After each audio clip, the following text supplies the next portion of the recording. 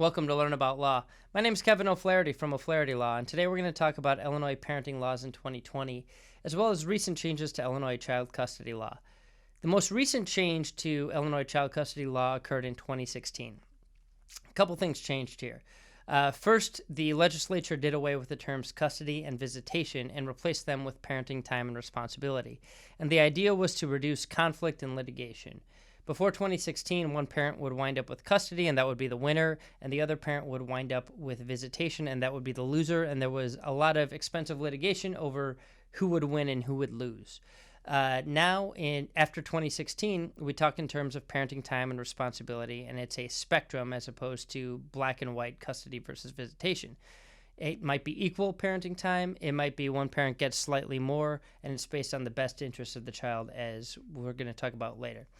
Parenting responsibility is also divided into four different categories: education, extracurricular activities, medical, and religious. And all of those can be decided jointly by the parents, or one parent can be given responsibility over all four categories, or the categories can be divided amongst the parents. The other change that happened was with the relocation of the child. Prior to 2016, the key factor was whether the child was moving over state lines. Now it has much more to do with mileage. So if you live in the Chicago metropolitan area, you can move with the child within 25 miles without getting a court order, whether you're moving across state lines or not. Over 25 miles requires a court order.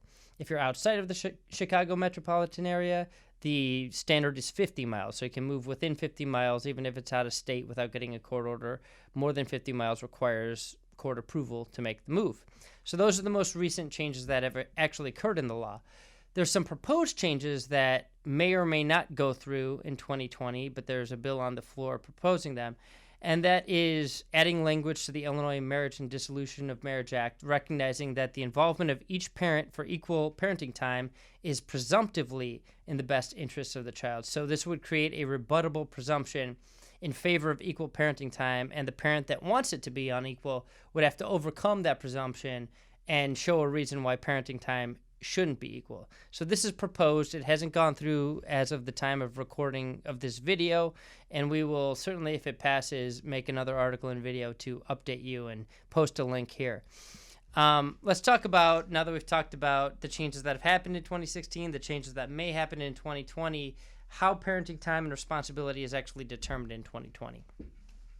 The standard courts use is the best interest of the child. So the courts will divide parenting time and responsibility in whatever way they think fits the child's best interests. And they will look at each case on a case-by-case basis, look at all of the facts of the case, and there are several factors that they are supposed to weigh. I'm not going to go through all the factors here. We have them described in the article associated with this video at learn-about-law.com. But the courts will weigh the wishes of the child, and the older the child is, the more these wishes are weighed, the more heavily they're weighed. The wishes of each parent, the relationship between each parent and the child, the needs of the child, the child's adjustment to school and community, the parent's physical and mental health, and any other factors that the courts find relevant. But there's a whole list of about 12 factors or so that courts are supposed to weigh, and then they'll look at any other facts to determine what parenting arrangement is in the best interest of the child. So ideally, the parents will come to an agreement on a parenting plan without having to bring it to the court for decision through trial. So in a perfect world, the parents come to a parenting plan and submit it in the form of a joint parenting agreement to the court, and the court reviews it and signs off on it. And the court has the ability to change that because the court has the responsibility to look out for the best interests of the child.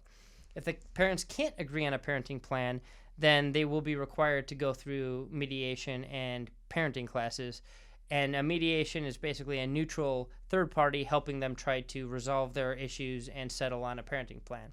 If the mediation fails, then usually a guardian ad litem will be appointed. And this is someone, this is usually a family law attorney that is responsible for investigating the situation and reporting to the court as to what parenting situation will be in the child's best interests.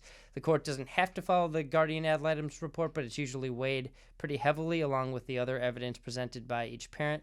And then a hearing will be held at which the guardian ad litem can be cross-examined by either parent, and each parent will put on evidence as to why their wishes for the child's parenting time and responsibility are actually in the best interest of the child. And at the end of the hearing, the court will issue an order based on the child's best interest after weighing all the factors we discussed earlier. So that's the basics of parenting law in 2020. We have a lot of articles on all of the specific issues involved in parenting law at learn-about-law.com. If you have any questions, you can leave them in the comments section below this post at learn-about-law.com or below the video on our YouTube station. If you need some help, please feel free to give us a call at 630-324-6666. That's 630-324-6666. We offer free consultations in many areas of law, and we have several geographic locations for your convenience. If you found this helpful, we'd love it if you'd subscribe to us on YouTube, SoundCloud, Apple Podcasts, or wherever you listen to your podcasts or watch your videos. Thank you so much for watching and listening. Thanks so much for watching our video. If you have any questions, feel free to comment below. Click the subscribe button for new videos every week, and download and review us on iTunes. Visit learn-about-law.com for other legal-related articles and videos. Visit our business podcast and video blog, seizeyourbusiness.com, and visit Making Real Estate Fun for real estate videos and podcasts. Call us at 630-324-6666 for a free consultation.